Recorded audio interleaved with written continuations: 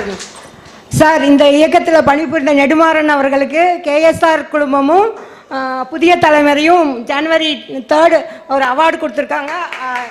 நம்ம வாழ்த்து சொல்லிடலாம். அதாவது நம்ம நெடுமாறன் அவர் வந்து ஒரு வழக்கறிஞர். சென்னையில் உயர்நீதிமன்றத்தில் அவரை நான் வழக்கு விஷயமாக போகிறப்ப சந்தித்தேன். ஆனால் அதை விட பெரிய பாக்கியம் என்னன்னு சொன்னால், அவருடைய பகுதியில் இருக்கிற அந்த அம்பத்தூர் ஏரியை ஒரு பெரும் போராட்டத்தில் நீங்கள் சொன்ன மாதிரி யாருமே சேராத இடத்துல ஆட்களை சேர்த்து இன்றைக்கி வந்து ஒரு 1000 பேரை அவர் கூப்பிட்டா வரக்கூடிய அளவுக்கு அதை உருவாக்கி ஒரு சோசியல் ஆடிட்டிங்கிற ஒரு ஃபார்முலாவில் அதை பிரமாதமாக பண்ணியிருக்கிறாரு. உங்களுக்கு அவர் வந்து ஒரு முன்னோடி. நீங்கள் அவர் சொன்னபடி நீங்கள் இருங்க. இது நம்ம கண்டிப்பாக செய்வோம். அதை எங்களுக்கு வயசாகிடுச்சு, அது வேறு விஷயம். ஆனால் உங்களோட சேர்ந்த வயது வந்து குறையும்னு நம்புகிறோம் நாங்கள். அந்த ஐயாவெல்லாம் வந்து அவர் போன இடத்துக்கு இங்கே வந்து இருப்பார்லாம் சொல்ல முடியாது. இவ்வளோ நேரம் பொறுமையாக உட்காந்துருக்காரு. ஆனால் நமக்கு நம்ம அறிவும் ஆற்றலும் சேர்கின்ற பொழுது தான் அமைப்பு உருவாகும்.